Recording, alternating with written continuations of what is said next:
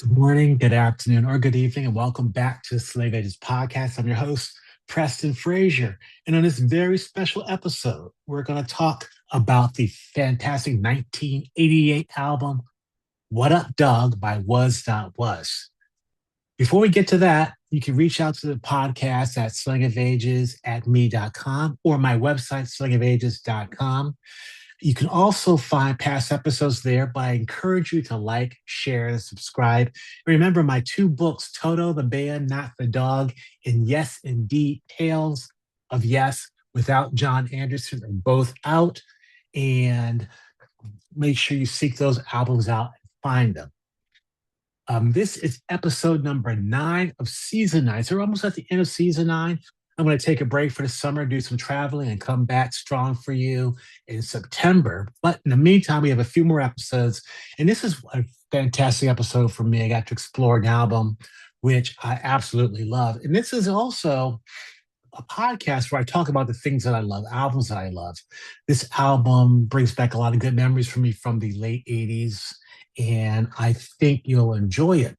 And you can certainly check out Was Not Was. They have, I think it's 5 albums. The first album was called Was Not Was, which was released back in 1981. Then they had a sophomore album, Born to Laugh at Tornadoes in 1983, which reached number 134 on the album chart. Then What Up Dog, this album, which reached number 43, their biggest selling album on Crystal Records, which came out in 1988. And their final, no, not their final album, then the album, follow-up album to this was Are You Okay, 1990. And their final release, or latest release, I should say, because it's still around, is the album Boo from 2008. Now, you may ask what was or what is Was Not Was. And of course, this was a group founded by Detroit, Michigan former residents David Was and Don Was. David Was, his real name is David Weiss. Don Was is Don Fagenson. You may know Don Was his name because he's a very famous producer and also a record executive. I believe it's Blue Note Records. He's the president of currently. He's also a renowned bass player. He's, like I mentioned, a fantastic producer. David Was also produced albums. He did some of Ricky Lee Jones's albums and some other less known artists. So they're both still around. They're both friends. And they both toured for Was Not Was, but their lives are taken on different paths. And I'm glad they're both still doing music because this album, again, was one of my favorites. And if you don't know, the Slang of Ages podcast is about my favorite albums, and some of you may have not heard of. This one was not a huge hit, but a biggest hit for them. Like I mentioned, number 43. Now, this album, like all the Was Not Was albums, features a core of David and Don Was, but also has 2 other core members. I'm going to try not to get their names mixed up during the review.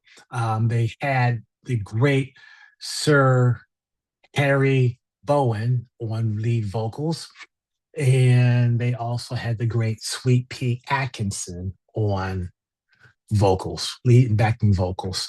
And they were, well, Sweet Pea died a few years ago.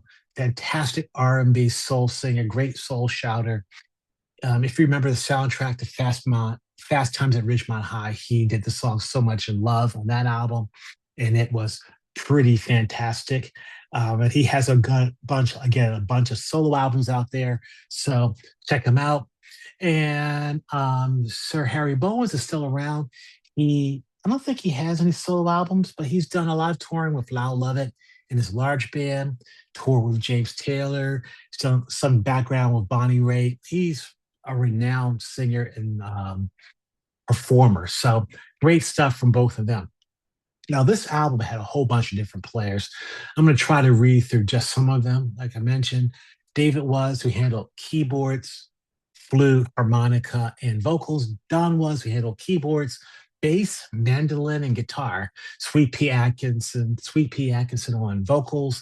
Sir Harry Bowen on vocals. Then you had a plethora of studio musicians helping out. Keyboards, for example, Aaron Zigman, Paul Wickens, who's a renowned player and been in Paul McCartney's band for 30 years. Al Cooper, the great Al Cooper, Ant Fiddler from, I think, Parliament Funkadelic. For guitars, you had the great Paul Jackson Jr., fantastic rhythm and lead player, Randy Jacobs, Dan Huff, Steve Salas.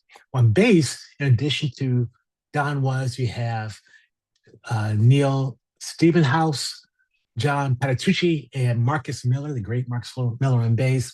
Drums, this is a drummer's who's who with the great Russ Kunkel on drums, the great Yogi Horton, who died about 20 or 30 years ago, renowned R&B player, most notably for Luther Vandross, Winston Watson, who played with Bob Dylan. And on percussion, you had a bunch of percussionists here, I think like 6 or 7, including Alex Acuna and Deborah Dopkin. Great horn section led by Larry Williams with Bill Reidenbach Jr., Dan Higgins, as well as a brass section including Jerry Hay and Guy Barker. Saxophonist, again, Larry Williams, David McMurray, and trumpet players Mark Isham, the great jazz player, Buddy Childers, Oscar Bashar, and Marcus Belgrave. String arrangements by the great Paul Reiser. Some great R&B horn arrangements and string arrangements. He does horn and strings here, along with Louis Resto on horn arrangements.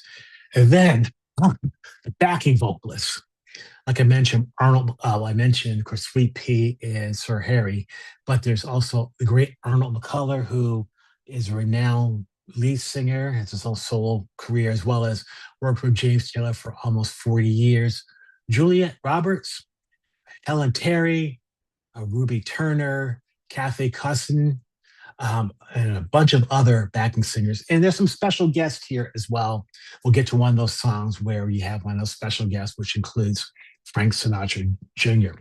So this could be a 2-hour-long podcast. I'm going to try to make it 30 minutes. We're going to start with a great R&B slow burn song, Somewhere in America. This is a song that Sir Harry Bowens sings lead. It is an R&B feel to it with light drum work and finger snaps. Some great piano, acoustic piano, and electric piano playing. And it also has a fantastic trumpet solo by Mark Isham.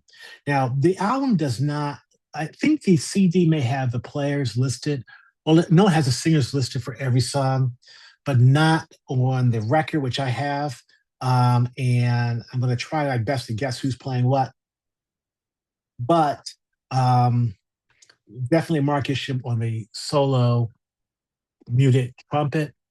And this song is something which Sir Harry sings in a really yearning, pleading voice. And the song is a tribute to his family, a father, and also a plea to America. The first verse reads, "At night, only crickets, no prowlers, no sirens, no pinky ring hustlers, no angel dust Byrons, no bars on the windows, no saber-toothed neighbors, just a simple folk in a rainbow of flavors. Somewhere in America, there's a street named after my dad, and a home that we never had." So there's a little whimsy there. There's a little sadness, and Sir Harry sings it brilliantly. Now, I'd be remiss if I didn't mention, most of these songs are written by David and Don Was together. I think there's a few exceptions here, and there are no covers, but there's some additional writers, which I'll get to. The next song is a song which was released as a single, and it's called "Spy in the House of Love." And this is one where where Sweet Pea takes the lead with this gruff R&B Detroit voice, and it is a beautiful jumping song with a fantastic rhythm section, really tight acoustic instruments, and in terms of not programmed, and great horns, like I mentioned, and a really great chunky rhythm guitar part. The lyrics are also very, very telling.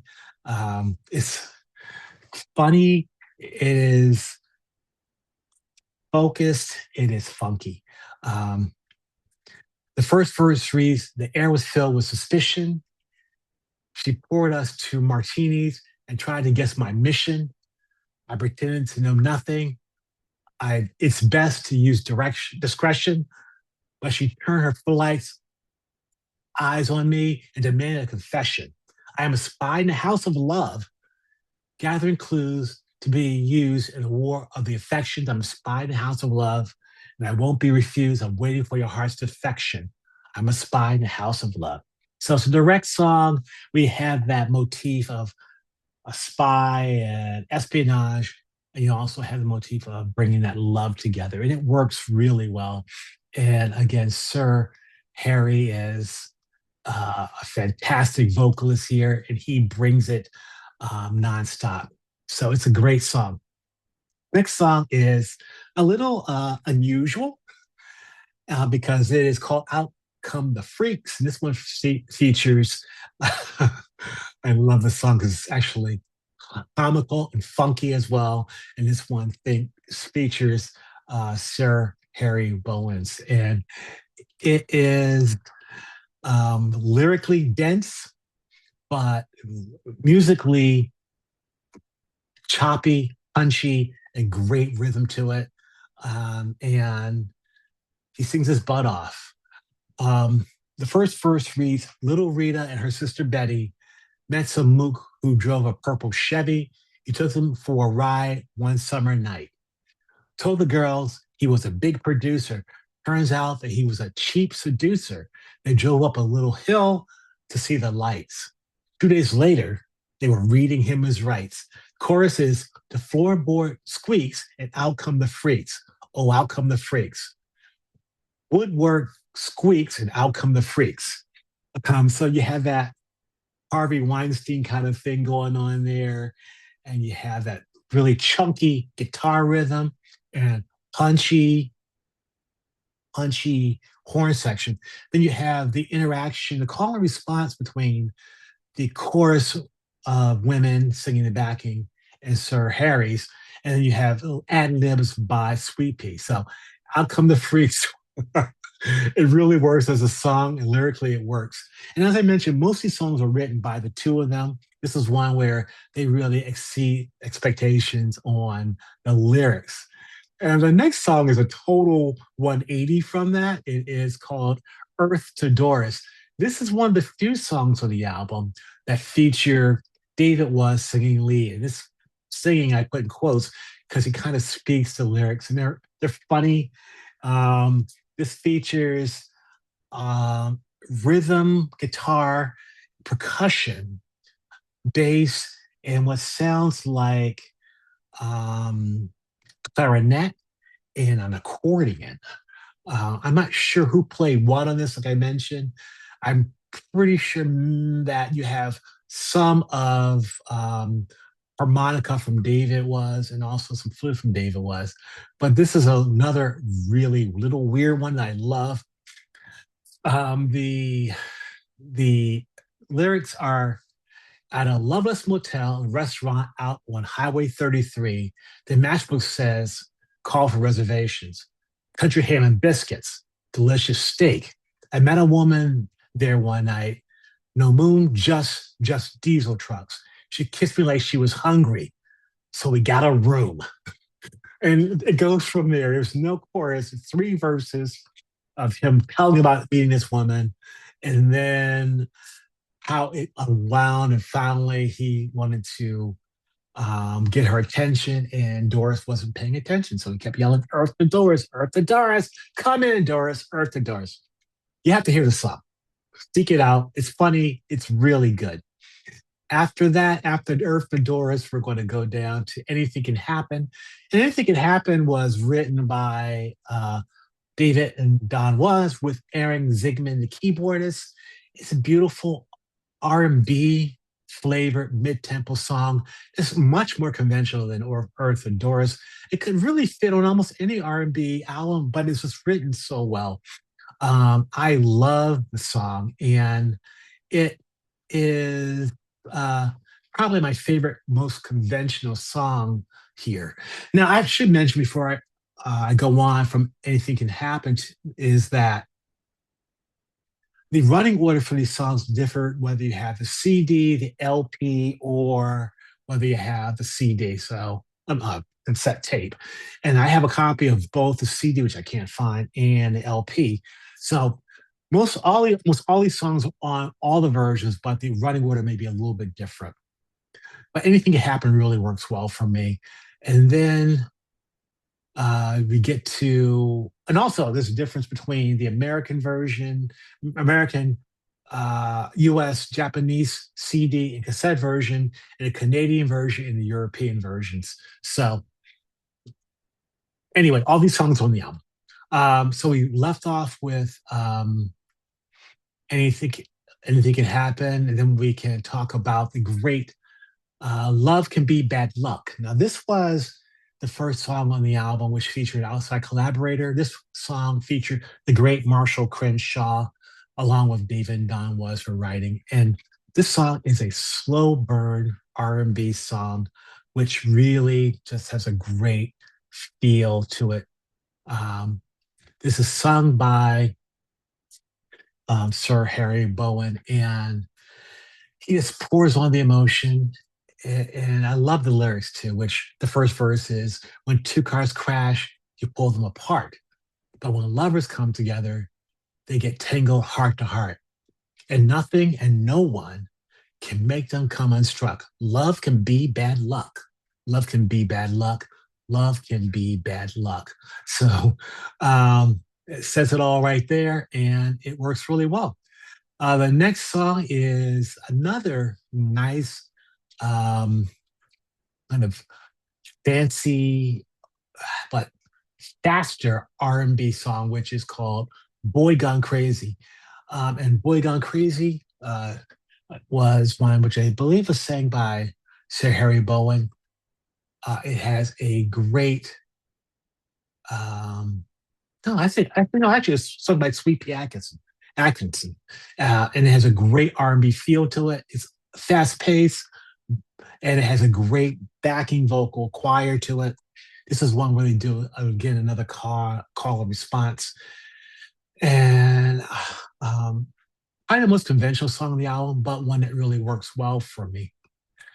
So we're getting halfway through the album now because I think there are 14 songs, no, 16 songs on the album, and the next song is, if you can call it a song, is 11 Miles Per Hour. And it is a slow, um, methodical look at the Kennedy assassination, which you wouldn't think would make good subject matter for an album or for a song, but it is good. It starts with a sound effect of car crashing and someone yelling, "Hey, Kennedy, look out." Then the first verse is Lee Harvey O. Didn't have no daddy. He never caught a break. He never drove a caddy. Joined the Marines to learn to kill. And he did that. He learned how to kill. 11 miles an hour, such a deadly speed at 11 miles an hour, at time and place agreed. They pulled that limousine down Elm Street slow and clean, let through like a shower at 11 miles an hour. So that's pretty direct, pretty graphic, and it's well sung, well played, and again, conventional, but not overly conventional given the lyrics. This is one they all wrote together. Next song up is "Anything Can Happen," and this one is again this is a more conventional R&B song, and it's a ballad sung at a nice melodic pace by Sir Harry Bowen, and the lyrics are pretty touching here. She took me to the bedroom to show me her computer. She asked me if I liked it. I said she was cuter. She wasn't that great, but it was a great kind of late. She talked about her father. She said that she said he never liked her. She said she'd been married to a schizophrenic biker. I thought I'd say goodbye, but then I saw her standing and cry. We danced by the light of the video screen. She looked at me in the eyes and said, "Why?" On any given night, anything can happen. When the underdog is hungry, the favorite might fall. With all the people yelling and clapping, anything can happen at all. So the song has like three verses, two pre-choruses, and a chorus. It's a little bit more constructed and more complex lyrically than some of the prior songs, but it still works really well. It is a beautiful, beautiful song, and anything can happen really works for me as a ballad. It's sung, of course, perfectly. Um, Next song is I skipped one. I skipped number 8, which is the title track. How could I skip the title track? Well, because it's a little weird. This is a song, What Up Dog? What Up Dog? It is very short. I think it's a little bit over 2 minutes. And it is actually not really sung, but the lyrics are read by David Weiss. And it is, like I said, weird, but I'm glad they included it. It is one of my favorite songs on the album. The lyrics are, "What up, dog? What up, dog? What up, dog? Monkey in the middle of a metal detector, hat of a cousin of a tax collector, automatic sensors in the president's skull. Did you have yesterday's time? What up, dog? What up, dog?" That's the song. Weird, yep. Booty, yep. A palate cleanser, perhaps, but I love it. And then next song, since we talked about anything can happen, we want to go to Robot Girl, which is, that's a funky piece. I think it's some Marcus Miller on bass there. A lot of backing percussion, blocks, congas, and it has both Sweet Pea and Sir Harry singing lead vocals, trading off, and a nice chanting male backing chorus. Lyrics are, "Robot girl, robot girl, robot girl, robot girl, robot girl, robot girl. The TV screen faces aren't pretty. It's true. She will do anything I tell her to do. Her conversation is not what you call clever, but she can't contradict me. No, no, never. Robot girl, robot girl. Move your arms a few degrees north. Robot girl, robot girl. Down gently back and forth. Robot girl, robot girl. You know what? You know what to scratch. Robot girl, robot girl. You are a perfect match. You in my world. You're my robot girl. I'm in your world. You're my robot girl." Uh, so it sounds as if he has this robot, which is fulfilling a lot of his desires and needs. And it's funky, it's danceable. One of my favorite songs on the album. But the next song is one of the left turns again, where you have the song Wedding Vows in Vegas, which features the great Frank Sinatra Jr. No, not Frank Sinatra, Frank Sinatra Jr. And it is slow pace, has a great horn section. And Sinatra Jr.'s vocals, if you don't remember or haven't heard him, he sounds a lot like his father did. It is kind of ironic that he gave him to sing it, because it does sound a lot like you would expect a lounge singer to sound. And the first verse is beautiful. It's, "Plastic flowers in her hair. Don't they make a lovely pair? Last night at the slot machine, him in leather, her in jeans. All night preacher does a ceremony. His wife throws minute rice. Her tears are phony. But wedding vows in Vegas are meant to last for ages. You've got to be courageous to play the odds that love will win, whatever city you're in." So the lyrics are corny, but great anyway, because they are corny.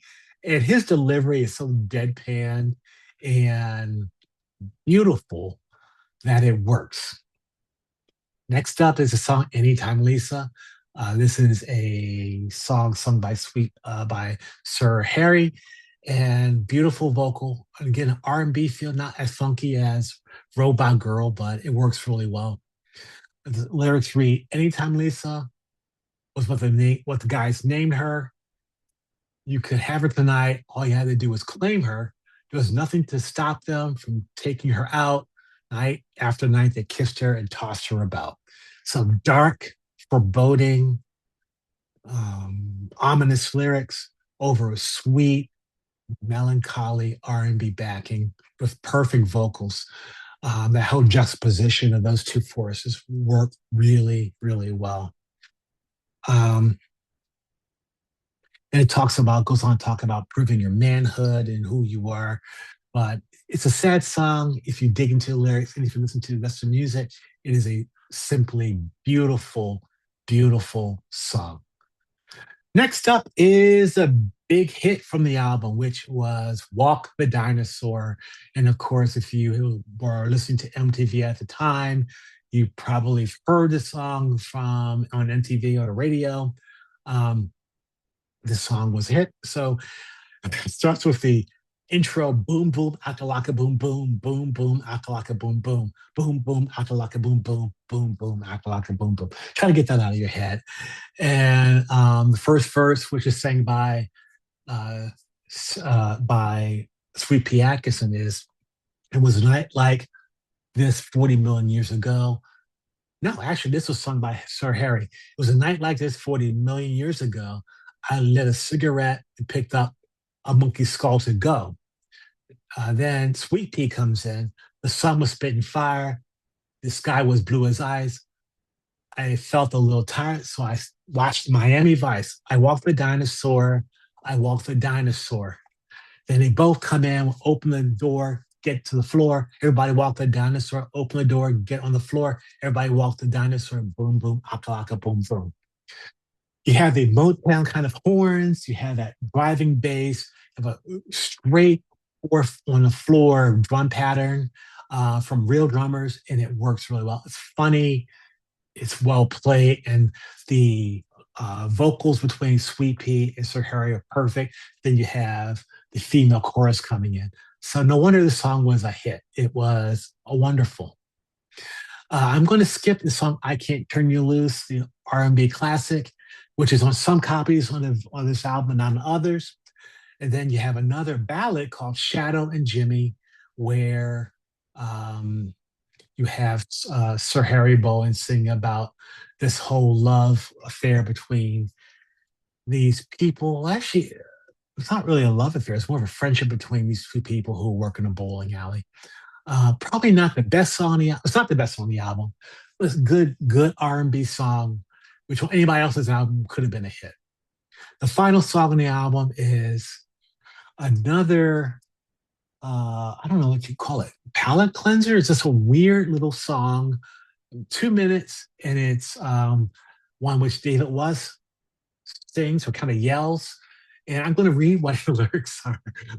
The song is "Hello, Dad, I'm in jail." And it's called "Dad, I'm in jail." The first verse is "Hello, Dad, I'm in jail. Hello, Dad, I'm in jail. Hello, Dad, I'm in jail.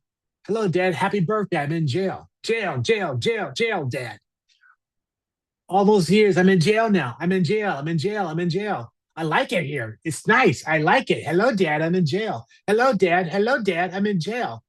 Say hi to Mom from jail. I'm in jail. I'm going to stay here. I like it here. Ha, ha, ha, ha, ha. That is the song. And that is really the end of the album. And a weird end it is to a unusual album where you have that R&B, you have that funk, you have elements of rock in terms of some of the guitars. You have the excellent vocals by Sweet Pea Atkinson and Sir Harry Bowen. You have the brilliant writing by David and Don Was. And you have a cast of characters in terms of the backing vocals and the players. They bring in some great ringers here. The sound is great. It was produced, of course, by David Was and Don Was, with a little help from Steve Salas and Paul O'Duffy on one song, I believe. And this was her big hit. It had the singles Robot Girl, Spy in House of Love, which we talked about, Walk the Dinosaur, the biggest hit ever, Boy Gone Crazy, Out Come the Freaks, Anything Can Happen. So 6 singles, 2 big singles, and the album did reasonably well for the band. It was their biggest hit ever. Their last album, which charted in the US, was Are You Okay, which reached number 99. What Up Dog reached 43. Born to Laugh at Tornadoes reached 134. So they had some good hits. There's a bunch of compilations out, and go out and find those as well, and a bunch of singles too. Anyway, that is it. Episode number 9, season 9. I know I went through that pretty quickly, but if you want to know more, check it out. Also, check out the Slang of Ages podcast at slangofages@me.com. Remember to like, share, send me comments on my website, slangofages.com. Also, please, please, please go over to YouTube and look for the Slang of Ages podcast, like that and share it and leave comments there. The more people who listen, the more listeners I get. And I will see you soon for episode number 10. Season's almost done, but we're having fun. You take care. I'll see you soon. Bye.